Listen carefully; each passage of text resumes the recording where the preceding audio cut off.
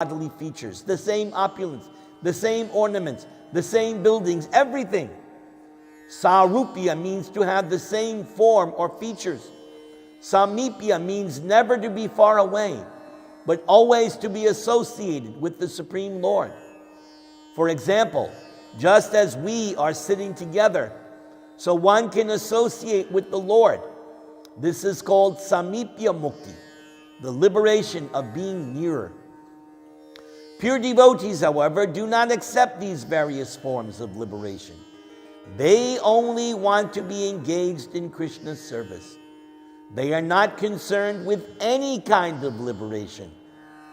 Those who are actually Krishna conscious achieve the association of the Supreme Lord, but they do not desire it. Their only ambition is to be engaged in the transcendental loving service of the Lord. The highest perfection of devotional service, or Krishna consciousness, is exhibited when a devotee refuses to accept any benediction or profit from the Supreme Lord. Prahlad Maharaj was offered whatever he liked. Prahlad only had to ask for it, but Prahlad said, "Oh my Lord, I am your eternal servant. It is my duty to serve you. So how can I accept any benefit from it? Then I would not be your servant. I would be a merchant." Prahlad replied in this way, and that is the sign of a pure person. Krishna is so kind that Krishna fulfills all the desires of a devotee, even if the devotee wants material benedictions. If at the bottom of the devotee's heart there is some desire, Krishna also fulfills that. Krishna is so kind. But the sublime position of bhakti yoga or devotional service is that a pure devotee refuses to accept the various kinds of liberation, even if offered by the Supreme Lord. If one has material desires or motives within him or herself, or for fulfillment of such desires, one engages in devotional service, the result will be that he or she will never get pure love of God. If one is thinking, "I am engaged in Krishna consciousness, in Krishna's devotional service, because I want such and such opulence," that desire may be fulfilled, but one will never get such unalloyed love for Krishna as the gopis had. If one has a motive, even though he or she discharges one's devotional duty, one will still not be able to reach the stage of pure love of Godhead. Let's see how long this, yes. Are you ready to hear one last section? It's okay? I notice some people are getting a little, it's hard. You've been sitting for an hour. I praise you for that. Are you enjoying so far? All right, this is the last section. So I'm going to give you the benediction now. May Krishna bless you all, and may we all achieve pure love of God. All right, this is the final section. In a verse from the Bhakti Rasamrita Sindhu, Rupa Goswami says, as long as one desires some material benefit, or if even wants salvation, then one must take those ghostly representations.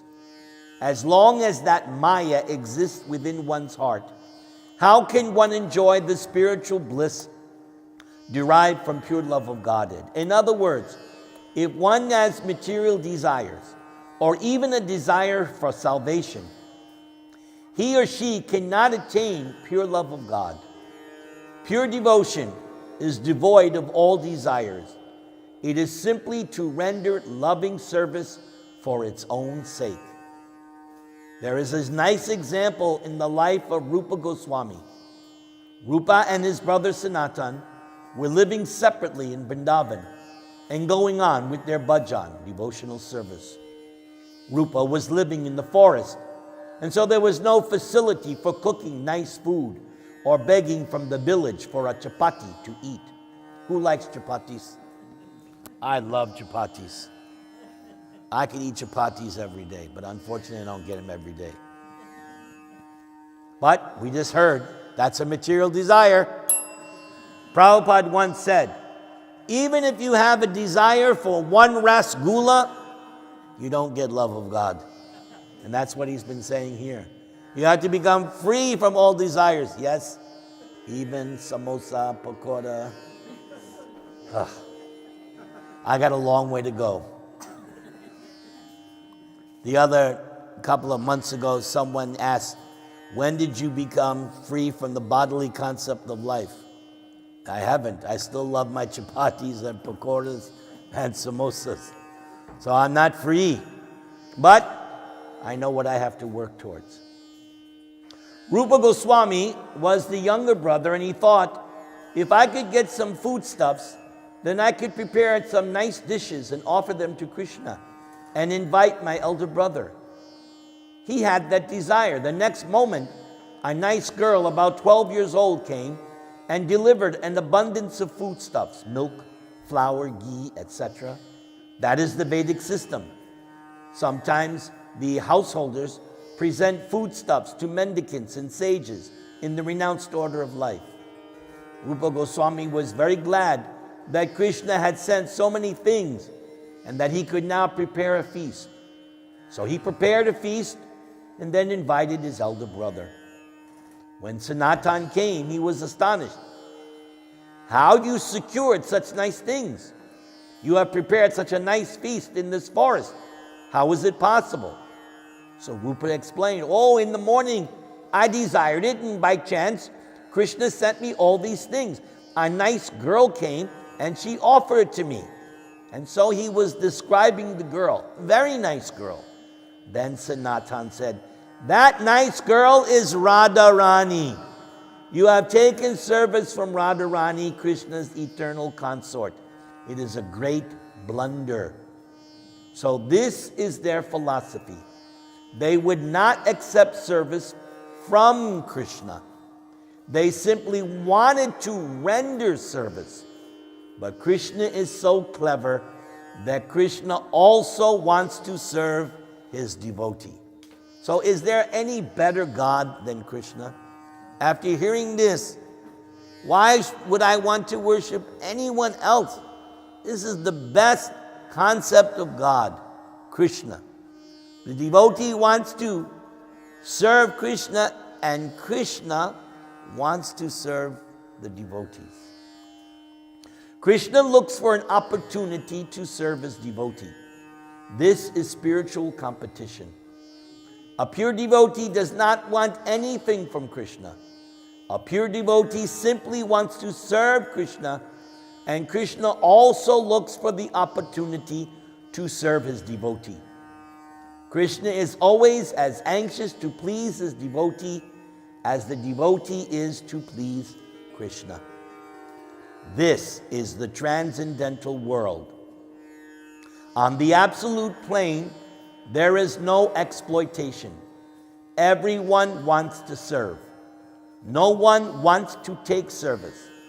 In the transcendental world, everyone wants to give service. You want to give service to me, and I want to give service to you. This is such a nice attitude. This material world means that I want to pickpocket you, and you want to pickpocket me. That's all. This is the material world. We should try to understand it. In the material world, everyone wants to exploit one's friend, father, mother, everyone. But in the transcendental world, everyone wants to serve.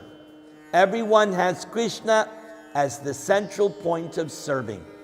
And all the devotees, either as friends or servants or parents or lovers of Krishna, all want to serve Krishna. And at the same time, Krishna also wants to serve them. This is a transcendental relationship. The main function is service. although there is no necessity of service, for everyone is full. There is no hunger. There is no necessity of eating. But still, everyone offers nice things to eat.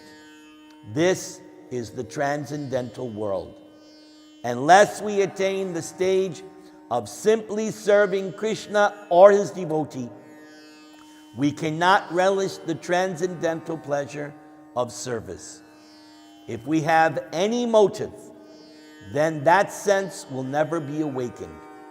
Without a motive, without a desire for personal sense gratification, service should be rendered to the Supreme Lord and his devotees. We did it. Thank you, thank you, thank you, 100 times, thank you. I went over a long time. Please forgive my offenses. All glories to Srila Prabhupada and his beautiful writing, as we just heard. Thank you very much.